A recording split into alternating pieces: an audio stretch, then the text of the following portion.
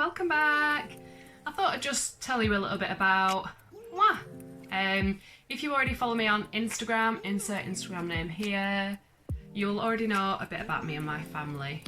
Though I do share a lot on there of the girls, I am very, very aware of what I do share and who is looking. Therefore, because this is public, they will not be on this YouTube channel. They're not being shown on here. And this is a little bit of something for me as Colie and not mummy. So there we go. First things first, my name is Colie. It was Nicole, but I changed it when I was 16. It's not Colie like the dog, like a lot of people think. It is spelt like this. Though now I think of it, it should have been spelt like this. Now the story behind Colie is my older brother could not say Nicole when I was born. It was kind of just Cole, and it just went on from there really. So I'm marrying Rob next year. Rob is my fiance, obviously. We get married next year, so I will be Colie Warren. Colie Warren. So yeah, exciting. So my name will change again. I'm just going to apologise. I don't know what I'm doing with my hands. I'm going to apologise up front for the amount of waffling I do. I'll start by saying, my name's Colie, and next thing you know, I'm telling you that I had quavers for my breakfast this morning, so just stick with me. If you get bored, I do apologise, but yeah. I had a disaster with my makeup this morning. I really need my eyebrows doing, and the eyebrow stuff wouldn't stick to it, so it is what it is. I met Rob when I was 19. We've been together nearly 9 years. 9 years next year. We have two beautiful girls, Hetty and Phoebe. Hetty is 3 and Phoebe is 1. Are we done having children? Probably not. I would like a bigger age gap next time. There's 23 months between the two girls, but next time I would prefer a bigger gap, especially if this one's going to be our last. We live in sunny Preston, which is in Lancashire, and as you can probably tell by my lovely accent. Noticed how I said Colie. My name's Colie. I don't actually speak like that. That's probably for your benefit, as I say Colie. Right, Colie. Yeah, Colie Wally. Colie Wally ravioli, if you really know me.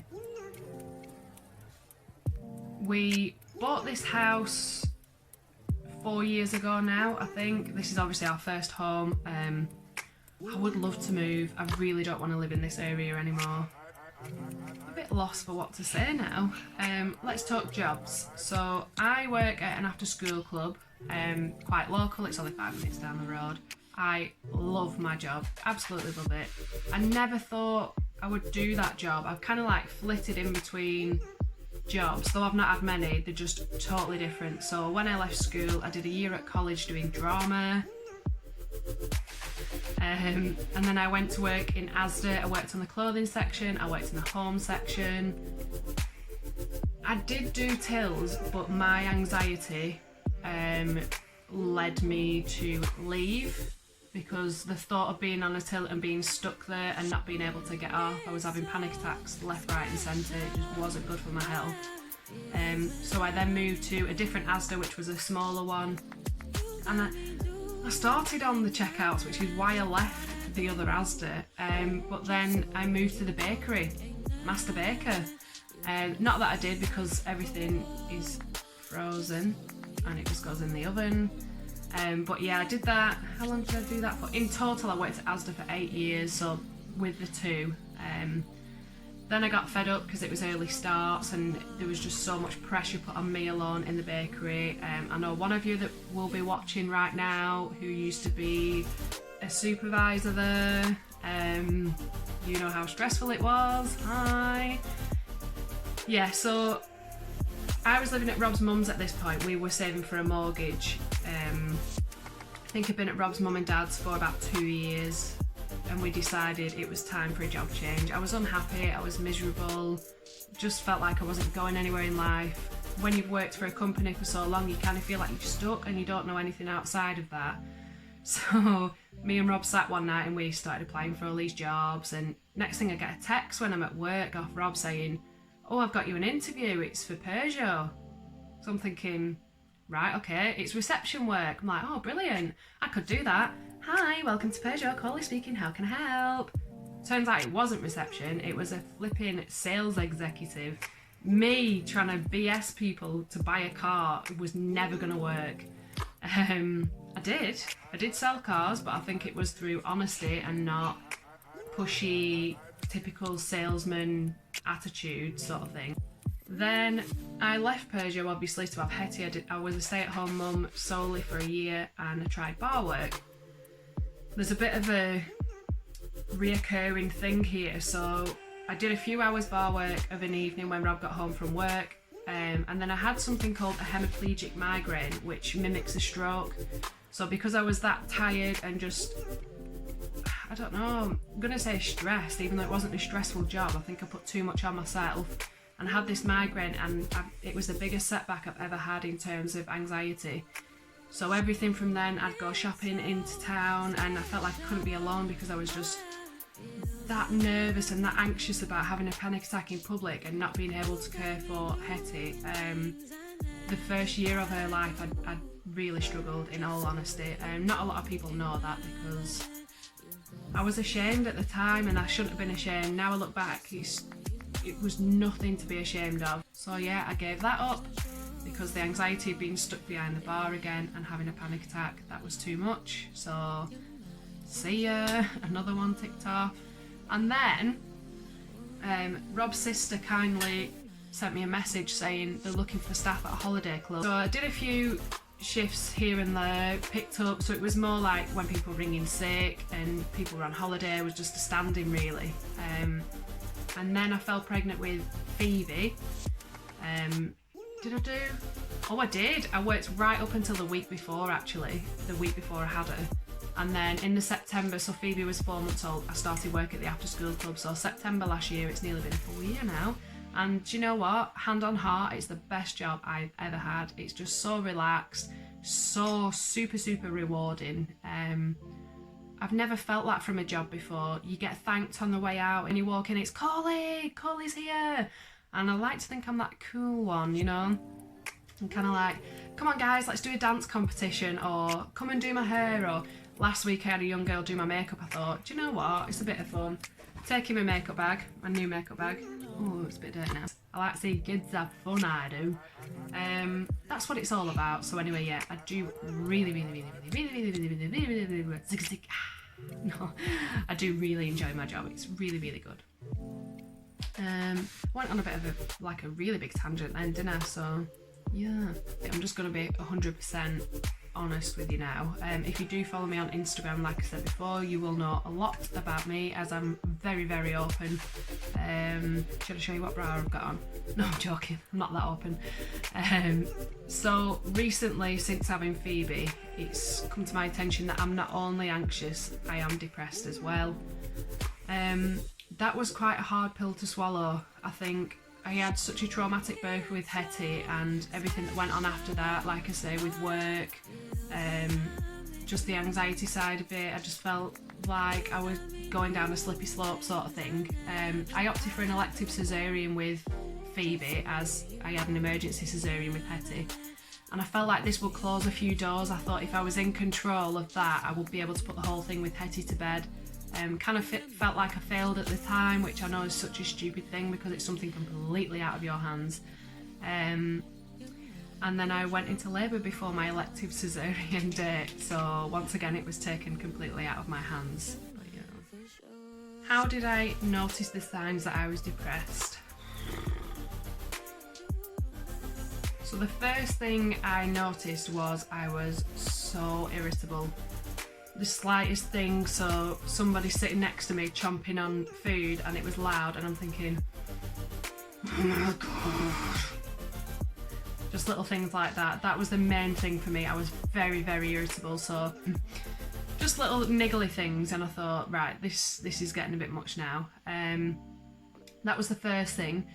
The second thing, I wasn't sleeping as well as I was usually, so I would fall asleep. Me and Rob fall asleep listening to meditation music, so it's like guided sleep meditation. So it's kind of like listen to your breathing, be aware of the space around you sort of thing, and it just helps you really calm down before bedtime. So I was doing that, I was falling asleep, and it would get to like 1, 2 o'clock in the morning and I'd wake up and just be led there almost like with my eyes closed, but just millions and millions of things going round in my head, like, oh, right, I'll brush my teeth in the morning, and then I'll go downstairs and I'll make breakfast, and then I'll get the girls changed, and I'll go out, and oh, did I do that at work yesterday? Oh, right, what have I forgot to do? And it was just a massive circle of overthinking and not switching off at night time. And then obviously in turn, I was waking up in the morning and I was just knackered. So it soon catches up with you. So that was like the second thing.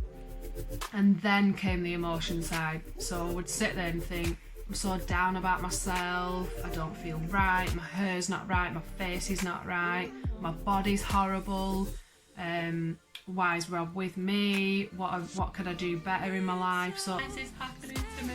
And I think I just fell into a big hole and I couldn't get out.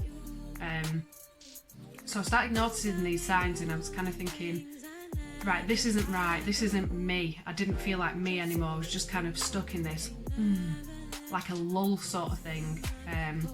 So I went to the doctors for help. I knew I wasn't right. I sat there, started telling him how I felt. I'm anxious. I don't want to go out as such. I'd just rather stay in. I don't want to do any housework. I don't want to take care of myself. And do you know what he said to me? Have you been Googling those symptoms? Worst thing you could say to someone when they're crying out for help. No, I wasn't Googling the symptoms. This is my life. This is what I'm dealing with. This is how I feel, sort of thing. So I'm now on medication. I think I'm about 2 months into it. And do you know what? I feel so much better. But yeah, put that aside.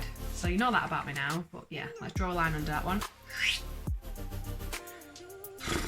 Kind of hit an awkward subject there where I'm kind of like stuck at this wall now. I kind of don't know where to go from this. So I'm just going to change it up a bit and let's talk about the wedding. Happy things, good times. We are getting married next year. We get married in May. Hopefully, I'm absolutely praying that the weather's nice, as this May was absolutely atrocious, wasn't it? It's just going to be nice and small. We're getting married in the same place as the reception. We're staying over. It's all in one place. To avoid travelling, I'm going the night before.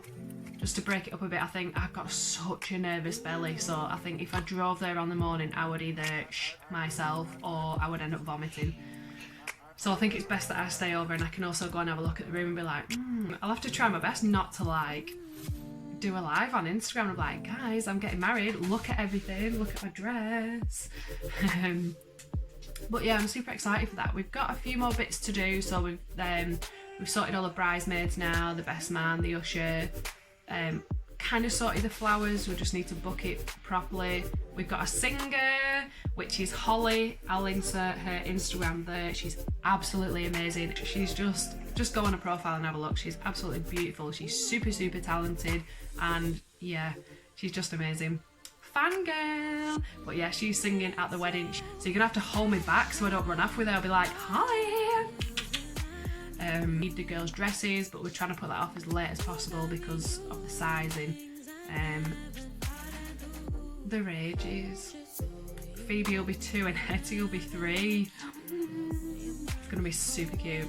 And then bridesmaid dresses, and I think everything else we've kind of sorted. I've grabbed stuff in the sale, we've done it on a budget, so invites, save the dates, anything like that I got from Hobbycraft. I've just done it super cheap. Wherever we've done it cheap, we've kind of made up, so it'll be a nice cheap wedding. Cheap? It's not gonna be cheap, but it'll be a budget wedding sort of thing. But yeah, I'm kind of done talking about me now. Hopefully that turned out as well as I hoped. I'm gonna mush it all together now and see how it turns out. Thumbs up if you like it, thumbs down if you don't, although I don't want you to put your thumbs down, and subscribe, please. Thank you for all your continued support. You've been super, super nice. All your lovely messages and comments, it does mean a lot. Bye bye.